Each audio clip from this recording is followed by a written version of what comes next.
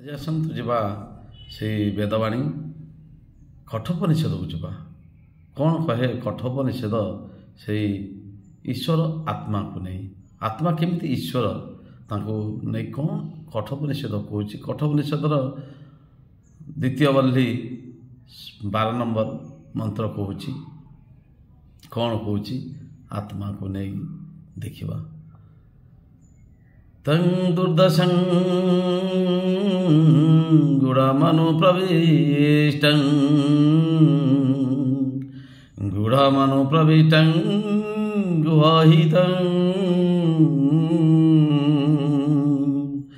गुहाहितं गहोरेशं पुराणम् आध्यात्मजगादिमेन देवं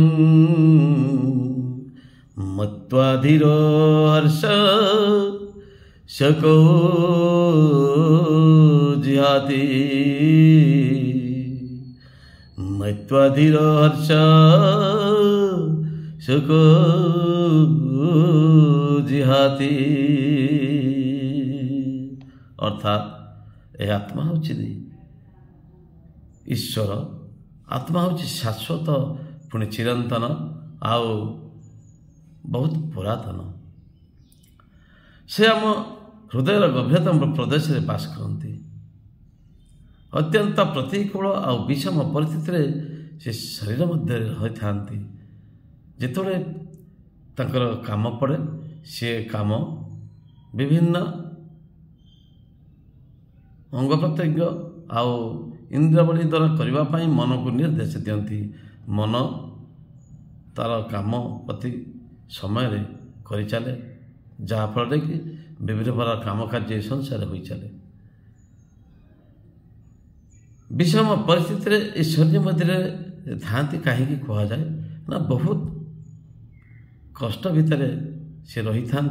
आपण मान कष्ट तो जानते जंत्रणामय जीवन भितर सी ये भितर प्रतिकूल अवस्था था।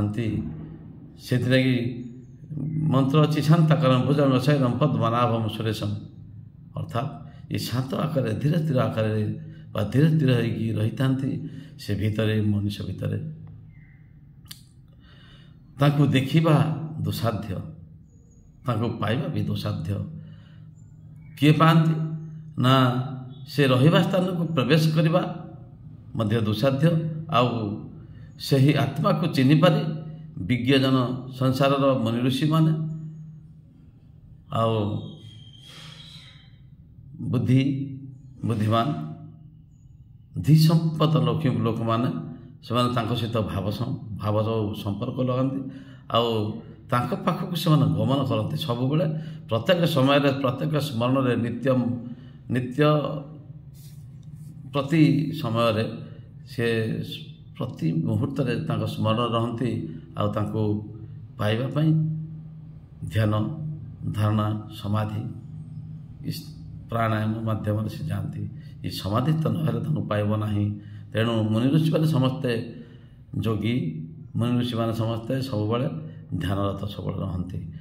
आपण मैंने देखिए ब्रह्मा विष्णु महेश्वर कृष्ण राम भी से से ध्यान भितर रोते सब महायोगी होती श्रीकृष्ण। आपण पाखर शिखि शिव पाखर किसी जानी से सहित मिसिला इते समय सहित बीतेला से स्वर्ग सुख पाइला ये जो संसार मोह दुख कष्ट शोक आउ ये दुख जंत्रणा लगे ना। ये भव बाधा बाधा लगे पारे ना।